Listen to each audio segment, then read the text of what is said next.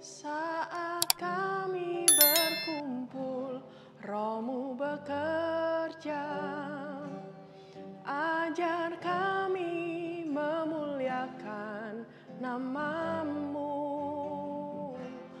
Kala hati kami mulai menyembah, berkat-Mu atas kami, Tuhan, berkat-Mu atas kami. Saat kami berkumpul, Roh-Mu bekerja. Ajar kami memuliakan nama-Mu. Kala hati kami mulai menyembah, berkat-Mu atas kami, Tuhan, berkat-Mu atas kami. Kasih Tuhan tak berkesudahan, tak habis-habisnya rahmat-Nya, selalu baru tiap pagi, baru setiap pagi. Besar setia-Mu, Tuhan, besar setia-Mu. Selamat pagi Bapak Ibu Saudara, selamat kita berjumpa kembali di program Sarapan pagi hari ini. Pagi hari ini seperti lagu yang sudah kita nyanyikan, saya rindukan Bapak Ibu Saudara di rumah bisa merasakan rasa kasih Kristus di dalam kehidupan Bapak Ibu Saudara sekalian. Saya merasa rindu untuk menyanyikan lagu ini karena ketika saya berdoa kepada Tuhan, apa yang saya mau siapkan untuk renungan pada sarapan pada pagi hari ini, saya merasa diingatkan tentang lagu ini. Dan ketika saya menyanyikan lagu ini, saya rasakan ada kasih Tuhan buat saya di dalam hati saya yang begitu rasanya dekat dengan hati saya. Rasanya Tuhan memang setiap pagi memberikan rahmat-Nya dan begitu saya rasakan ketika itu seperti ada yang klik di hati saya. Saya merasakan kasih Tuhan benar-benar hidup dan mengasihi saya. Dan saya juga rindu apa yang saya rasakan ini boleh Bapak Ibu Saudara juga rasakan pada pagi hari ini ketika kita menyanyikan bersama-sama tadi. Nah, ada satu kalimat di dalam lagu ini yang akan saya bahas, yaitu tentang kasih Tuhan yang tak berkesudahan. Kalau saya boleh mengajak Bapak Ibu Saudara, mari merenungkan kalimat ini, kasih Tuhan yang tidak berkesudahan. Bagaimana ya maksudnya kasih Tuhan yang tidak berkesudahan itu? Kalau saya renungkan, kasih Tuhan yang tidak berkesudahan itu tidak selesai-selesai kasihnya. Tidak terukur kasihnya Tuhan. Dan dalam perenungan saya juga, saya kembali bertanya kepada diri saya pribadi, kalau Tuhan mengasihi saya dengan tidak berkesudahan, bagaimana kasih saya kepada Tuhan? Juga bagaimana kasih saya terhadap sesama saya, sesama kita. Di dalam firman Tuhan dikatakan, kasihlah Tuhan Allahmu dengan segenap hatimu dan dengan segenap pikiranmu, dan kasihilah sesamamu manusia seperti dirimu sendiri. Nah, saya juga merasa bahwa sebelum kita dimampukan untuk mengasihi orang lain, kita perlu dipenuhi dengan kasih Kristus itu.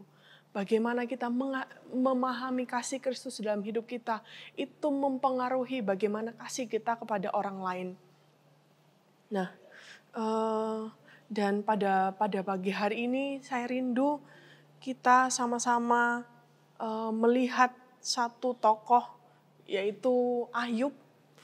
Semuanya sudah mengerti dan hafal kisah Ayub ini dari sekolah minggu sampai dewasa juga kita sering mendengar tentang Ayub ini. Dan biar saya bacakan di Ayub 1 ayat yang pertama, bagaimana Ayub ini. Ayub 1 ayat yang pertama, ada seorang laki-laki di tanah Uz bernama Ayub. Orang itu saleh dan jujur. Ia takut akan Allah dan menjauhi kejahatan.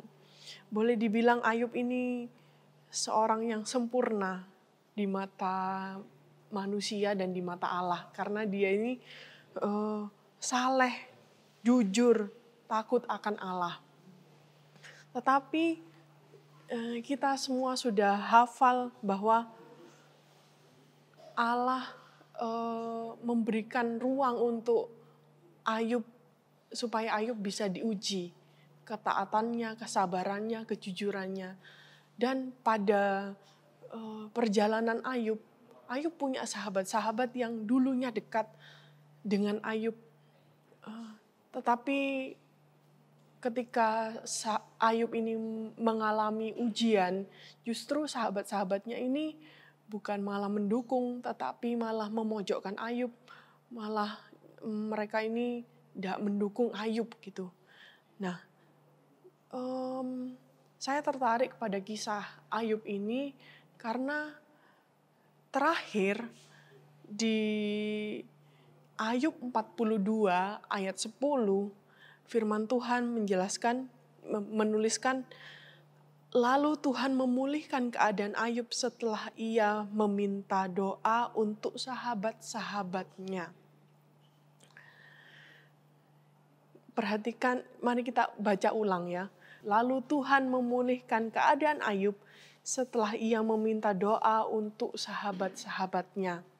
Nah, langkah ini yang kita mau lihat, bahwa Ayub dia berdoa untuk sahabat-sahabatnya yang istilahnya itu tidak mendukung dia, yang mengecewakan hati dia. Nah, kita bisa melihat di sini ketika Ayub berdoa untuk sahabat-sahabatnya, disitulah kasih Ayub untuk sahabat-sahabatnya ditunjukkan. Nah, itu bukan hal yang mudah ya Bapak Ibu Saudara. Saya percaya Bapak Ibu Saudara juga sependapat dengan saya. Itu bukan hal yang mudah untuk mengasihi orang yang sudah melukai hati kita. Tetapi firman Tuhan mengajarkan, dan Yesus sendiri mengajarkan, kasihilah musuhmu dan doakanlah mereka. Itu hal yang sungguh gampang diucapkan, tetapi harus butuh kesabaran, harus butuh pengendalian diri, harus butuh pengorbanan ego untuk meninggalkan ego kita dan mendoakan bagi orang yang menyakiti hati kita. Saya sangat terberkati ada satu podcast yang saya dengarkan, dan ketika mereka bercerita tentang orang yang tidak suka kepada dia ya. Orang yang tidak suka kepada dia istilahnya haters ya. Jadi dia ini punya haters. Dan itu sangat mengganggu kehidupannya dan pikirannya. Sampai dia stres. Tapi sekali waktu dia berdoa, dia merasa kasih Tuhan dalam hidupnya. Dan dia merasa mulai tergerak untuk mendoakan, memberkati orang yang menjelek-jelekkan dia. Hatersnya dia itu dia doakan, dia berkati. Nah, dari sana dia merasakan ada kelegaan, dia merasakan pikirannya itu tidak terbebani dengan rasa jengkelnya, dengan rasa kecewanya pada hatersnya itu, dan hidupnya tidak terganggu, dan ada damai sejahtera di sana. Nah, kita bisa lihat juga ini hal yang sama yang Ayub lakukan. Jadi ketika Ayub berdoa untuk sahabat-sahabatnya, hatersnya juga, lalu di sana Ayub mulai mendapatkan pemulihan. Nah, apa yang kita bisa lihat dari renungan pada pagi hari ini, Bapak Ibu Saudara, ketika kita mau membuka hati untuk Roh Tuhan bekerja dalam hidup kita untuk memberkati orang lain, meskipun tidak gampang itu, tapi kita percaya itu bisa dilakukan kalau kita bergantung kepada Tuhan Yesus, kepada kasih Kristus, pasti bisa dilakukan, dan kita bisa melihat perbuatan Allah yang ajaib ketika Tuhan memberikan damai sejahtera yang tidak terkatakan.